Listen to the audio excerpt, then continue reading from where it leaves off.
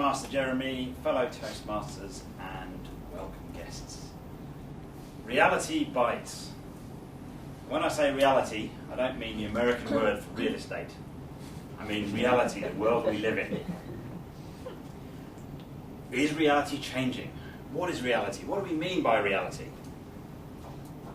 Reality TV, you know what I'm talking about? Of course we know what reality TV is. But I think reality TV is changing the real reality. Is that the case? That's what I want to talk to you about this evening, and I'm interested in your views. I'd like to explore how reality TV plays with reality, and how reality is changing because of reality TV. And at the end, there's a call to action for every single one of you. But I'm not going to tell you what it is till we get there, in case you don't pay attention. So, reality TV. What is a reality? Big Brother. You heard of Big Brother? And I've not heard of Big Brother. Excellent. Well, how real is Big Brother? Put yourself in the position of someone from Big Brother. Just imagine you've moved to Auckland, you've come from out of town, you need somewhere to live. You think, well, I can't afford to live on my own, we all know what Auckland prices are like, so I'll get an advert in the paper or some website to try and find a flatmate. What's that ad going to read like? Flatmates wanted. Must be untidy. Must be argumentative. Likes to wander around with no clothes on. Interview will be required just to make sure that we don't get along. You go through the process, you find someone, amazingly, and then you think, well, that's okay, now I need a house. So what kind of house are you going to be looking for? Oh, well, first requirement, of course, is one huge, great big bedroom where everyone sleeps together. Second requirement is thousands of TV cameras everywhere. Mirrors on every wall. And of course, a special little secret room where you can go and hide in and it can be soundproof and talk at yourself. Great. So, maybe you can find a house just like that. Fantastic. So you found your house, you found your flatmates, and it's time to move in. Well, don't worry about booking a shifting company because everything you've got is going to fit into one suitcase. You turn up at the house, ready on your moving in day, and you're astonished. There's 5,000 people standing outside your house to welcome you in, including all your friends and family and your long-lost uncle from Dunedin. How real is that? Then you move into the house. You and these strange flatmates of yours. And what do? First thing you do is you sit down and you argue. You argue and you argue and you argue, and then somebody walks out the room and everyone else is talking about you. All you do is talk about people behind its back and argue. No one wants to do the washing up. What kind of a house is that to live in? And then to cap it all, at the end of the week, someone gets thrown out. And it might even be you. Who actually lives in a house like that? No one, I suggest. Who's heard of Scrap Heap Challenge? No? No. Okay. It's another reality TV program. Two teams come head to head, they're given a scrap heap and they've got to make something. Some vehicle or weapon or whatever, out of all the things they find in the scrap heap.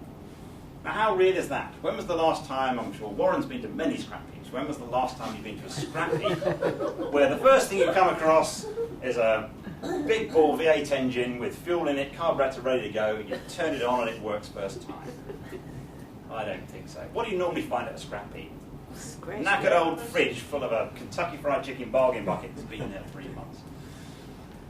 What is a Kentucky Fried Chicken family bucket anyway? I mean, what kind of family has 13 legs, 2 breasts and 1 wing? Or you might even find a set of old wheels from a little Honda Civic that some kid down the road has decided to put 21-inch mags on. Now, what's the point of that exactly? I don't know. And then Scrap Heap Challenge, you've got 12 hours to build this thing.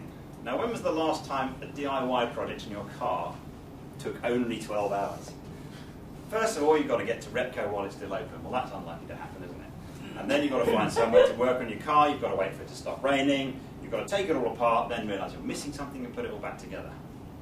I don't think Scrap Heap Challenge is very realistic. Castaway, who's heard of Castaway? Yeah?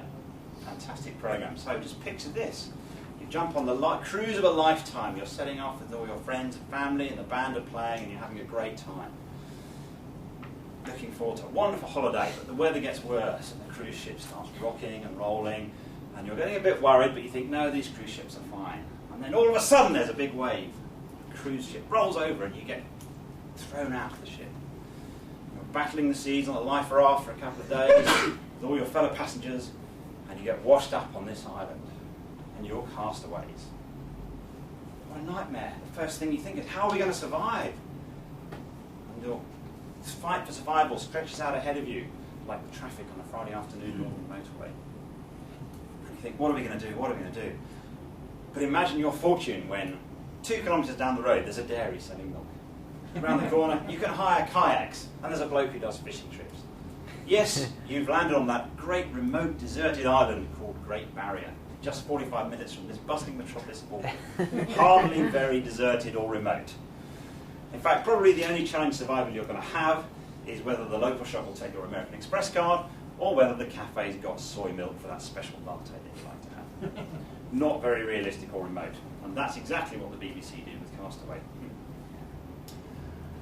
And believe it or not, I, one who would like to think of myself as intelligent and educated and all those wonderful things, you're supposed to laugh at that point, I've actually been on reality TV myself. Ooh. I was on a programme called Panic Mechanics. I've got a little quiz for you. Who knows what this is? Yeah, it's a kind of car, isn't it? A V-dub. Toy car? It's a rally car. Oh. If you were going to make one of these, what would you start with? Oh, I'd go for a transit van myself. Well, you certainly wouldn't start with the Honda Civic. You start with a chassis. You wouldn't start with the Honda Civic, which of course is what most of the lads down on Queen Street on a Saturday night seem to think you can do. Exactly as Graham put it, and I'll give you that to play with. As Graham put it, how about starting with one of these? And that's exactly what we had to do on Planet Mechanics. Start with one of these and build a rally car. Not an easy task. It's not your writing group pointing at me. So that was the task, and we had supposedly, allegedly, 2 days to do it. We had a $5,000 budget to spend, and at the end of it we had to race this thing. But how real was it? Well, actually, it took us about 5 days. We didn't even see any of the money. It had already been spent before we got on the programme. And me and my fellow teammate, we had actually a team of about half a dozen people working on it behind the scenes. But that's not very real either, is it? So I don't think the reality is actually there on reality TV. But I think that reality's changed as a result. Everyone here has watched some kind of reality TV, even if they don't quite admit it. And what happens? You spend all time sitting in front of reality TV. You then go to work. What do you talk about? Oh, did you see what happened last night? And then, when you can't watch the TV, well, you buy a copy of Hello Magazine, and who's on the front page? The latest star of reality TV. It's everywhere. Reality TV is in our heads, and it's changing the way we think. Now we expect when we do our DIY in our house for everything to happen over the course of a weekend and cost us no money whatsoever because the Mighty 10 team will come and solve it for us. We expect our motoring DIY projects to take less than 12 hours. We expect to find as soon as we want in a scrappy. But of course, it doesn't work. It's not reality. And reality is being changed by this evil monster that is reality TV. So my call to action before the bulbs explode from being on for so long. I think we should turn the tide against reality TV. I think all of us should get together, put a team in onto Big Brother.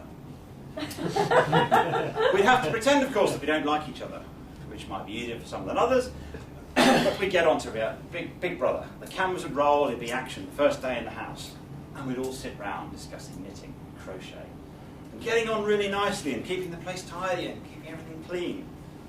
And the ratings would drop and no one would watch us. It was so boring, just like real reality. And then it'd get even worse. We'd sit around talking about other reality TV programs. Sooner or later, the program would come off the air.